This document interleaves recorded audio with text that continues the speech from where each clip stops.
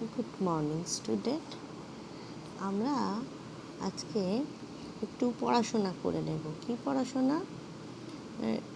Read the sentences, fill in the tables.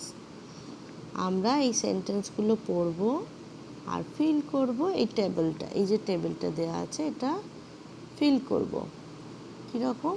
আমরা প্রথমে কি কি রিড করব? এখানে বলছে we followed the men.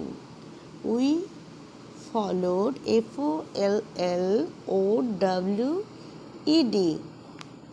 the man, MAN, man.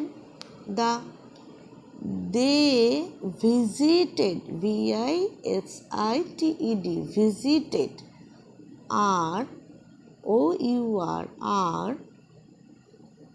house, HOUSE house. We moved moved to a new new place, PLACE place. I love love my country, COUNTRY country. You climb CLIMB climbed the tree, TREE tree. তাহলে আমরা কি বলেছি? আমরা yesterday আর today বোঝার জন্য আমরা কি করব? আমরা ভার্বগুলোকে দেখব, তাই তো? ভার্বগুলো কি ফর্মে আছে বলেছি। ভার্বগুলোর সঙ্গে যদি ইডি যোগ করা থাকে তাহলে সেটা কি হয়ে যায়? ইয়েস্টারডে। আর ভার্বগুলো যদি প্রপার ফর্মে গিয়ে বসে যায় তাহলে সেটা হবে টুডে।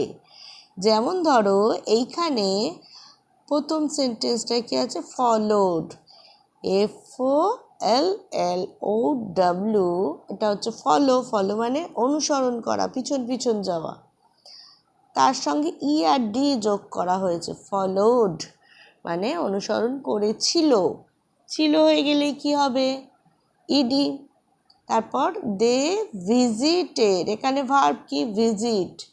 ভিজিট মানে তারা গিয়েছিল, ভিজিটেড মানে গিয়েছিল, ভিজিট মানে যাওয়া, ভিজিটেড মানে গিয়েছিল। কোথায়? আওয়ার হাউস, তারা আমাদের বাড়িতে এসেছিল।